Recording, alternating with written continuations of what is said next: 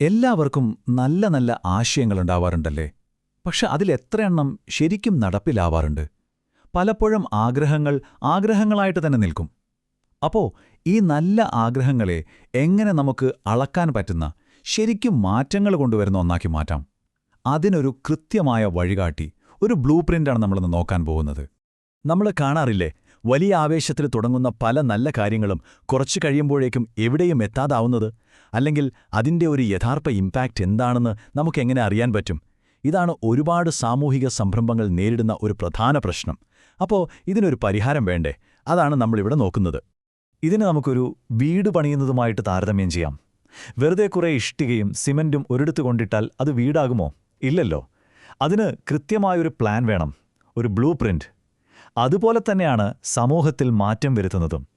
വെറും ആശയങ്ങൾ മാത്രം പോരാ, അത് പടിപടിയായി എങ്ങനെ പടുത്തുയർത്താം എന്നതിനൊരു കൃത്യമായ രൂപരേഖ, ഒരു ബ്ലൂ പ്രിന്റ് തന്നെ വേണം. അപ്പോൾ എങ്ങനെയാണ് നമ്മൾ മുന്നോട്ടു പോകുന്നത്? ആദ്യം നമ്മൾ നമ്മുടെ പ്രധാന ലക്ഷ്യം എന്താണെന്ന് തീരുമാനിക്കും. പിന്നെ അത് നേടാനായിട്ട് പ്ലാൻ ചെയ്യും. ചെയ്യുന്ന കാര്യങ്ങൾ എങ്ങനെ അളക്കാമെന്ന് നോക്കും. അവസാനം ഈ മാറ്റം എങ്ങനെ നിലനിർത്താമെന്നും ചർച്ച ചെയ്യും.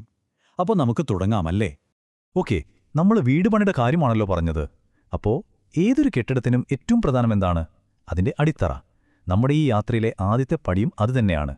നമ്മൾ എന്തിനാണിത് ചെയ്യുന്നത്? എന്താണ് നമ്മുടെ ശരിക്കുള്ള ലക്ഷ്യം? ആ അടിത്തറ ഉറപ്പിക്കുന്നതിനെക്കുറിച്ചാണ് നമ്മളിനി സംസാരിക്കാൻ പോകുന്നത്. പലപ്പോഴും നമുക്ക് എന്തെങ്കിലും ചെയ്യണം എന്നൊരു തോന്നലിൽ നിന്നായിരിക്കും എല്ലാം തുടങ്ങുന്നത്. പക്ഷെ ആ ഒരു ചിന്ത മാത്രം പോരല്ലോ.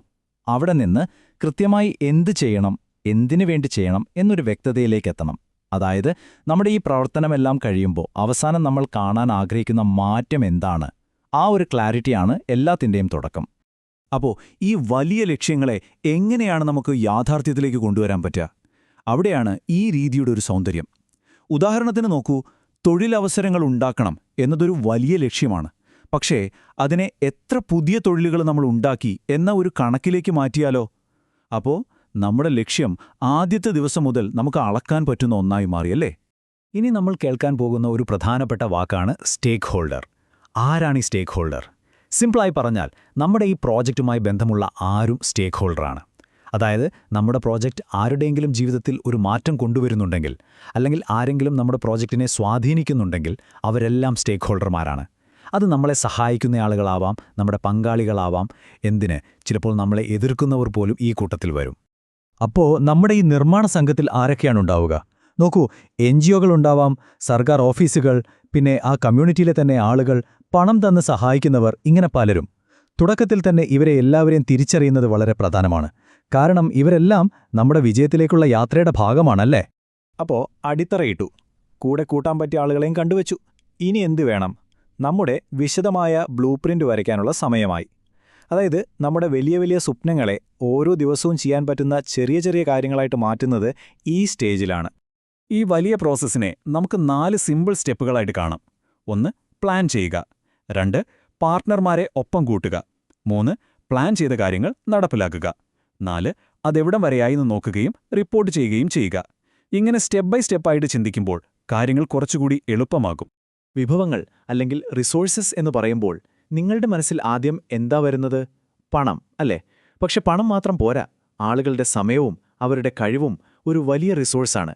അതുപോലെ നമുക്ക് വേണ്ട ഉപകരണങ്ങൾ, ടെക്നോളജി, ഇതെല്ലാം വിജയത്തിന് ഒരുപോലെ പ്രധാനപ്പെട്ട കാര്യങ്ങളാണ്.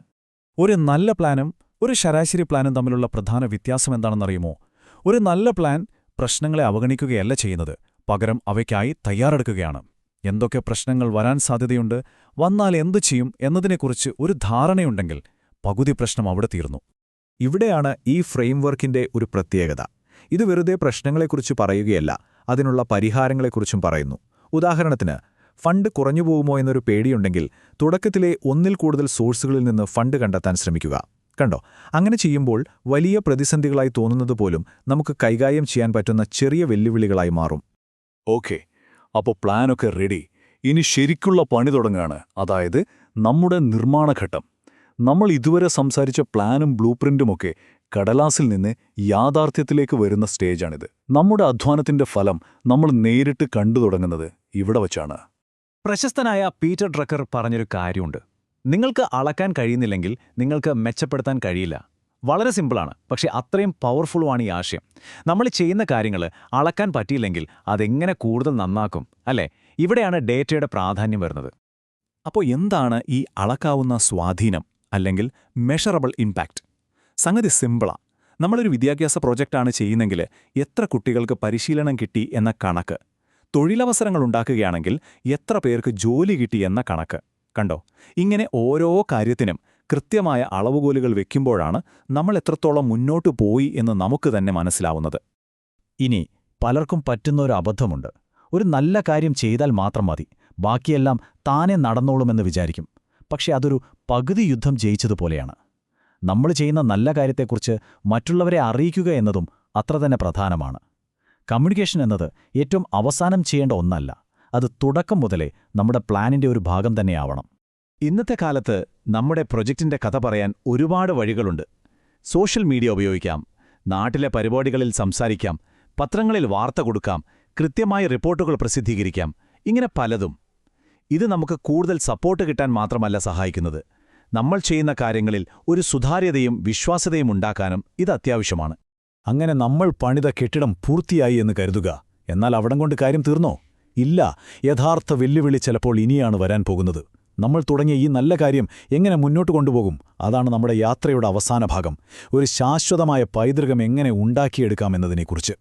ലക്ഷ്യം വെറും ഒരു പ്രോജക്റ്റ് തീർക്കുക എന്നതാവരുത്.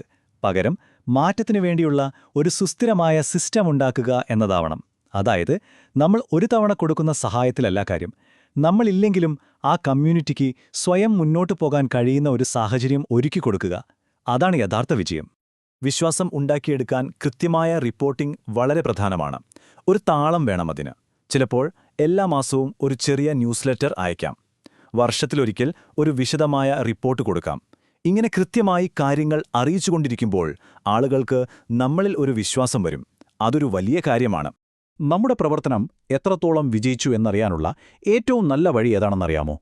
അത് നമ്മുടെ കളർഫുൾ റിപ്പോർട്ടുകളല്ല, മറിച്ച് നമ്മൾ ആർക്കു വേണ്ടിയാണോ ഇതെല്ലാം ചെയ്തത് അവരുടെ വാക്കുകളാണ്.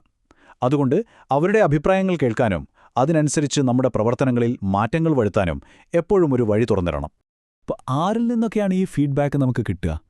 നമ്മൾ സഹായിക്കുന്ന ആളുകളിൽ നിന്ന്, നമ്മുടെ കൂടെ പ്രവർത്തിക്കുന്ന പാർട്ട്ണർമാരിൽ നിന്ന്, അവിടുത്തെ സർക്കാർ അധികാരികളിൽ നിന്ന്, ഇങ്ങനെ പലയിടത്തുനിന്നും അഭിപ്രായങ്ങൾ കേൾക്കുന്നത് നമ്മുടെ പ്രോജക്റ്റ് കൂടുതൽ നന്നാക്കാനും അത് ശരിക്കും ജനകീയമാക്കാനും സഹായിക്കും. അപ്പോൾ പ്രോജക്റ്റ് കഴിഞ്ഞു, റിപ്പോർട്ടും കൊടുത്തു. പക്ഷേ ഏറ്റവും പ്രധാനപ്പെട്ടൊരു ചോദ്യം അവിടെ ബാക്കിയുണ്ട്. ഇതിൽ നിന്ന് നമ്മൾ എന്ത് പഠിച്ചു? അടുത്ത തവണ ഇതിലും നന്നായിട്ട് നമുക്ക് എങ്ങനെ ചെയ്യാൻ പറ്റും? ഓരോ പ്രോജക്റ്റും ഒരവസാനമല്ല, മറിച്ച് അടുത്തതിലേക്കുള്ളൊരു തുടക്കമാണ് എന്ന ചിന്ത. ആ ചോദ്യമാണ് യഥാർത്ഥ പുരോഗതിയുടെ അടിത്തറ.